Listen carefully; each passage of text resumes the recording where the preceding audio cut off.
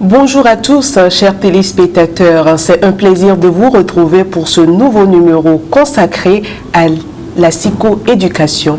Aujourd'hui, dans notre émission Psychodrop, nous allons parler de l'éjaculation précoce vue sur un plan psychologique. Et pour ce faire, nous sommes en compagnie d'un spécialiste des couples et de la famille, psychologue clinicien et de la santé, Monsieur Agnassa. Monsieur Agnassa, bonjour. Bonjour. Merci de toujours répondre favorablement à nos invitations. Aujourd'hui, justement, nous allons parler d'un thème que vous abordez la plupart du temps dans votre profession, l'éjaculation précoce chez l'homme. Mais avant toute chose, pouvez-vous nous dire ce qu'est l'éjaculation précoce et quand est-ce qu'on peut parler d'éjaculation précoce? L'éjaculation précoce, c'est, comme on le dit, c'est un trouble de l'éjaculation qui est caractérisé, selon les tendances, par une éjaculation qui survient chez l'homme. Chez certains, c'est 30 minutes, et 30 secondes plutôt, pas 30 minutes, 30 secondes après la pénétration. D'autres vont jusqu'à 2 minutes. C'est-à-dire si l'homme éjacule 2 minutes après la pénétration, d'autres considèrent que c'est l'éjaculation précoce. Mais là, il faut dire que cette définition est un peu exagérée, ceux qui considèrent ainsi. Mais il y a aussi une troisième façon de considérer l'éjaculation précoce et qui me satisfait personnellement mieux, c'est qu'elle est définie par rapport à la satisfaction. Lorsque l'homme éjacule ou bien atteint l'orgasme avant la femme, dans par exemple un rapport sexuel sur 2 au moins, on va parler d'éjaculation précoce. Là, cette dernière considération veut dire que si l'homme éjacule avant que la femme n'atteigne son orgasme, dans 50% des rapports sexuels, il y a problème. Donc ça veut dire que même si c'est 30 secondes, 2 minutes que l'homme fait, mais que les deux arrivent à l'éjaculation précoce, dans 50% des cas, on ne va pas dire qu'il y a problème. Mais si même c'est 10 minutes que l'homme fait, mais chaque fois il atteint l'orgasme avant la femme, il y a toujours éjaculation précoce. Donc voilà un peu les définitions sont un peu nuancées. Les définitions sont un peu nuancées. Donc il faut retenir quand même que 2 minutes, c'est trop exagéré. Mais ce qui est important à considérer, c'est que lorsque l'homme atteint l'orgasme avant la femme, or l'orgasme chez l'homme se manifeste par l'éjaculation. Donc lorsque souvent il atteint l'orgasme avant la femme, on peut dire qu'il y a éjaculation précoce. D'accord. Et parlant de l'éjaculation précoce, sur la base de toutes les définitions que vous venez de donner, toutes les explications qui s'en ont suivi, est-ce qu'on peut dire que c'est une maladie? L'éjaculation précoce n'est pas une maladie. Et s'il faut même considérer l'éjaculation précoce, en fait, un homme qui éjacule, comme on le dit précocement ou bien vite, normalement c'est un homme à féliciter. Pourquoi? Parce que lorsque quelqu'un éjacule, ça veut dire que sur le plan sexuel, ou bien dans le sens de rapport sexuel, c'est un homme qui est efficace, c'est-à-dire qu'il réagit vite aux stimulations. Et c'est le seul domaine de la vie que moi j'ai vu où la récompense est inversée. En tant quand on prend par exemple la course, n'importe quel domaine de la vie, le premier est celui-là qu'on félicite parce qu'il est bon. Mais au niveau du rapport sexuel, lorsqu'un homme éjacule vite, on trouve que non, que c'est un problème. Pourquoi? Simplement parce que la sexualité est beaucoup plus tournée vers la recherche du plaisir intense. Donc la volupté, plutôt que sa première fonction originelle, qui est la procréation.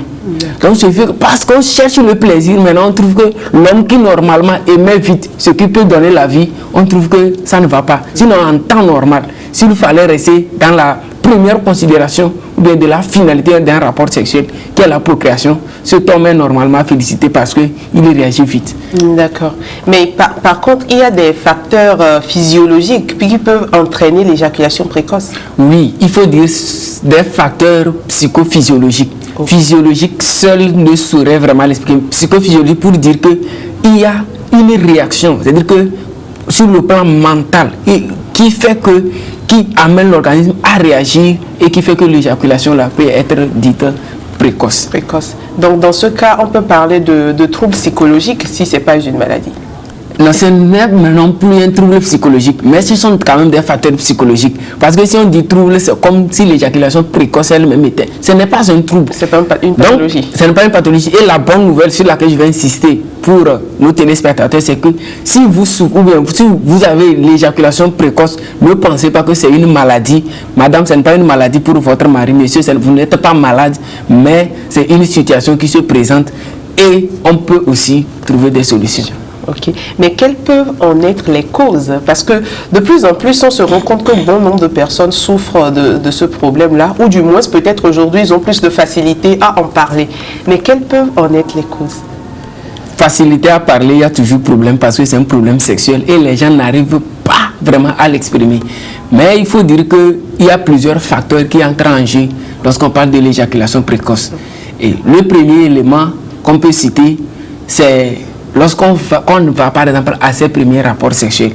Une personne qui s'est abstenue, lorsqu'elle va commencer les rapports sexuels, c'est normal que les premiers moments de sa vie, qu'il y ait des éjaculations précoces jusqu'à ce que ça puisse se régulariser. Ou lorsque les rapports sexuels sont espacés dans le temps. Donc ce n'est pas régulier, mais c'est espacé. Et après 1 mois, 2 mois, ainsi de suite, avant d'aller encore au rapport sexuel, il est naturel qu'on ait une éjaculation précoce. Maintenant, au-delà de ça, il faut venir maintenant à ce qui peut être psychologique et la peur. Souvent, avant d'aller vers, on a peur, on se demande, est-ce que je peux être à la hauteur? Là, nous parlons de l'angoisse de performance. Est-ce que je peux vraiment donner à la femme la satisfaction? Est-ce que je peux lui prouver que je suis un homme? Comme si c'est comment l'appelle-t-on, la capacité ou bien la manière dont vraiment on va faire l'acte sexuel qui nous détermine en tant qu'homme. Donc, ce qui fait que lorsqu'on va, la personne est nourrie de ces intentions-là, elle a peur en allant vers l'acte sexuel. Or, lorsqu'on analyse le mécanisme de l'éjaculation, c'est que à un moment donné, il faut la contraction. C'est la contraction régulière des muscles qui vont maintenant favoriser, qui vont amener à l'éjaculation.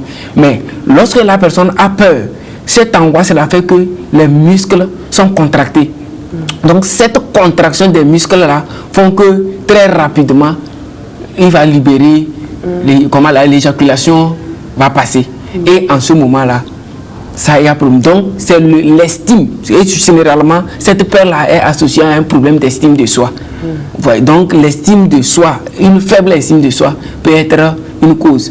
D'autres éléments aussi, c'est la femme. Lorsque la femme aussi attend de son homme de bonnes ou bien de hautes performances sexuelles, une meilleure satisfaction, et que elle crie dans les oreilles, bien que c'est dit que ces attentes-là sont manifestées envers l'homme et tout ça là, ça fait que l'homme aussi se voit dans cette situation, il y a le stress qui s'installe avant même d'aller vers l'acte sexuel. Et comme tel, très rapidement, sans même faire 1 ou 2 pas, on va voir que l'éjaculation est déjà arrivée. Là, c'est déjà quelques éléments qui amènent à l'éjaculation précoce. Et puis souvent, autour de nous aussi, on entend des gens clamer qu'ils ne peuvent jamais souffrir d'éjaculation précoce, que non, mentalement, je suis fort, je suis assez fort pour ne pas souffrir d'éjaculation précoce. Mais est-ce que certaines personnes sont prédisposées, en entendant cela, on a l'impression que certaines personnes sont prédisposées à souffrir ou bien à avoir ce problème d'éjaculation précoce? Prédisposition, c'est possible. Peut-être s'il y a un problème d'estime de soi. Mais même vous pouvez même être mentalement fort, même en parlant de l'éjaculation précoce, ça dépend. Lorsque même avant de commencer l'acte sexuel, on ne prend pas le temps de faire les préliminaires pour que toutes les autres parties du corps soient stimulées, c'est-à-dire que les autres zones érogènes de sensibilité, tout ça là, soient stimulées et que c'est directement l'aspect génital qui est considéré dans le rapport sexuel. Il est possible qu'on arrive vite à l'éjaculation. Des fois même, quelqu'un qui dit qu'il est mentalement, bon, je ne sais pas dans quoi il met dans mentalement fort, les gémissements même de la femme, lors du rapport sexuel, le gémissement, ce ne sont pas des pleurs ni les cris, mais c'est cette manière de mettre certains sons que la femme peut faire au cou. Pas toutes les femmes, certains le font. Donc, lorsque l'homme est aussi très concentré sur ces émissions de gémissement de la femme, et que son attention y est, ça arrive très rapidement que l'homme va passer rapidement à l'éjaculation précoce parce qu'en ce moment-là, son attention est beaucoup plus focalisée et en partageant ces gémissements-là, rapidement, il peut passer à l'éjaculation aussi précoce. D'accord.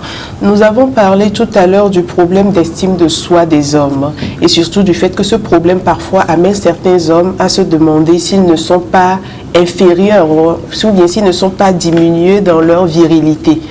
Donc, quelles sont les causes de l'éjaculation précoce sur le plan personnel de ces personnes? Parce qu'on se rend compte que ça interfère dans différentes sphères de la vie de la personne. Mais sur le plan personnel et professionnel, quelles peuvent en être les conséquences plutôt de... Les conséquences.